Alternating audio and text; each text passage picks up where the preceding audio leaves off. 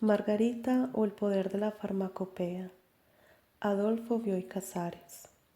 Tus triunfos, pobres triunfos pasajeros. Mano a mano, tango. No recuerdo por qué mi hijo me reprochó en cierta ocasión: a vos todo te sale bien. El muchacho vivía en casa con su mujer y 4 niños, el mayor de 11 años, la menor, Margarita, de 2. Porque las palabras aquellas traslucían resentimiento, quedé preocupado. De vez en cuando conversaba el asunto con mi nuera. Le decía: no me negarás que en todo triunfo hay algo repelente. El triunfo es el resultado natural de un trabajo bien hecho, contestaba. Siempre lleva mezclada alguna vanidad, alguna vulgaridad. No el triunfo, me interrumpía, sino el deseo de triunfar. Condenar el triunfo me parece un exceso de romanticismo, conveniente sin duda para los chambones. A pesar de su inteligencia, mi nuera no lograba convencerme. En busca de culpas examiné retrospectivamente mi vida, que ha transcurrido entre libros de química y en un laboratorio de productos farmacéuticos. Mis triunfos, si los hubo, son quizás auténticos, pero no espectaculares. En lo que podría llamarse mi carrera de honores, he llegado a jefe de laboratorio. Tengo casa propia y un buen pasar. Es verdad que algunas fórmulas mías originaron bálsamos, pomadas y tinturas que exhiben los anaqueles de todas las farmacias de nuestro vasto país y que, según afirman por ahí, alivian a no pocos enfermos.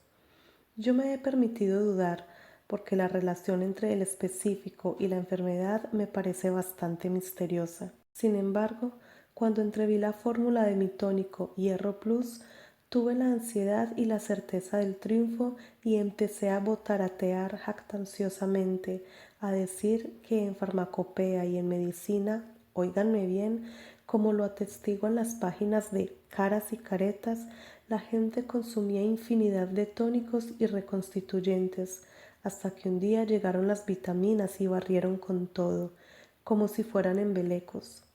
El resultado está a la vista. Se desacreditaron las vitaminas, lo que era inevitable, y en vano el mundo recurre hoy a la farmacia para mitigar su debilidad y su cansancio. Cuesta creerlo, pero mi nuera se preocupaba por la inapetencia de su hija menor. En efecto, la pobre Margarita, de pelo dorado y ojos azules, lánguida, pálida, juiciosa, parecía una estampa del siglo XIX, la típica niña que, según una tradición o superstición, está destinada a reunirse muy temprano con los ángeles. Mi nunca negada habilidad de cocinero de remedios, anunciada por el ansia de ver restablecida a la nieta, funcionó rápidamente e inventé el tónico ya mencionado. Su eficacia es prodigiosa.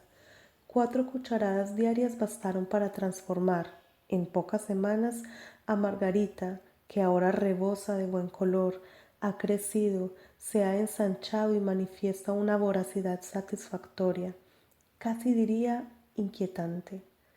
Con determinación y firmeza busca la comida, y si alguien se la niega, arremete con enojo. Hoy por la mañana, a la hora del desayuno, en el comedor de diario, me esperaba un espectáculo que no olvidaré así nomás. En el centro de la mesa estaba sentada la niña, con una media luna en cada mano.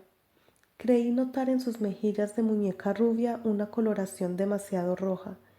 Estaba embadurnada de dulce y de sangre. Los restos de la familia reposaban unos contra otros con las cabezas juntas, en un rincón del cuarto. Mi hijo, todavía con vida, encontró fuerzas para pronunciar sus últimas palabras. Margarita no tiene la culpa. Las dijo en ese tono de reproche que habitualmente emplea conmigo.